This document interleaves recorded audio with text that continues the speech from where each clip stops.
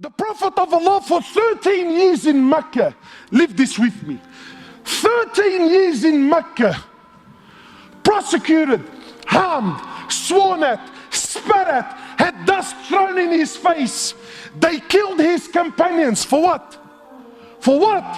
What crime did he do? What crime did he do? What? He looked at someone's sister? What? He didn't cough up his money at the end of the business transaction? What crime did he do? 13 years. They boycotted him and his family for 3 years. Sahaba said we were eating the leaves off the trees until our droppings became like the droppings of animals for 3 years. For what? What crime? They divorced his daughters. Sumayya radiallahu in front of the Prophet, publicly. I'm not telling you, wallah, you know what, that they started sending around a WhatsApp video about what. No. Publicly, live, in front of the Prophet and his companions, they grabbed Sumayya, a woman. They grabbed her publicly. They opened her legs in front of her husband and her son, and they rammed a spear into her private parts until they killed her. They exiled him from his land, Mecca. Exiled him for 18 months in Medina. 18 months he was crying. Why? Because he was missing the Kaaba so much. They stabbed his pregnant daughter. As a result, she lost her child. 8 or 6, a few months later, she ended up dying in Medina. He buried every one of his children while he was alive, except for Fatima. In Uhud, they massacred the dead. His uncle Hamza, they cut his nose off, they cut his ears off, they ripped his liver out. Hind took a bite from his liver and spat it on the floor. Sahaba said when the Prophet of Allah seen Hamza, we never seen him cry like he cried when he seen his uncle Hamza. In narrations, he prayed janazah for his uncle 70 times. So much hurt and so much pain. For years. And then when Fatah Makkah came, and now he comes back victorious with an army of 10,000 companions, an army the which Arabia never seen in their lives. Men who at the drop of a word were happy to give their lives just to see him smile. He enters into the Haram of Mecca, 10,000 soldiers surrounding, and those people that harmed him for years and years and years. Not Muslims. And I'm asking you to forgive your Muslim brother.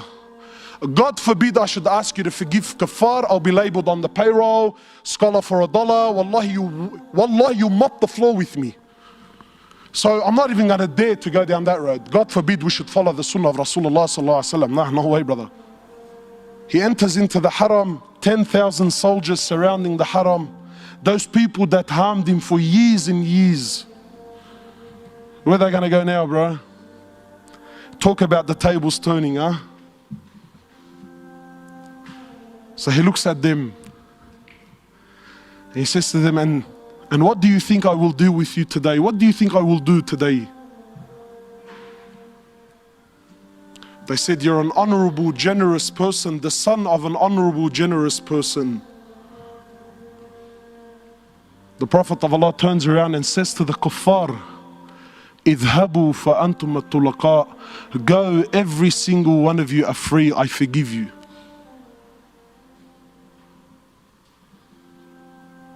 Where's this sunnah in our lives, man? Where's this deen? Wallahi, my brothers, I take an oath by Allah. Forgive me if these words are a bit harsh.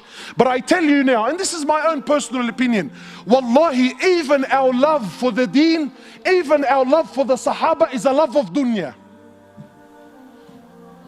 Nobody here loves Umar ibn al-Khattab most loved, probably one of the most loved. He's definitely my favorite.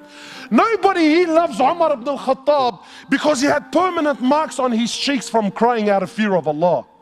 Nah, cuz we love Umar ibn al-Khattab because when his name was mentioned, the kuffar used to shake in their knees. No one loves Umar ibn al-Khattab because he had permanent marks on his shoulders. Why? Because he was servicing the community in the late hours of the night when everyone was asleep and wasn't watching. You don't love Umar for that.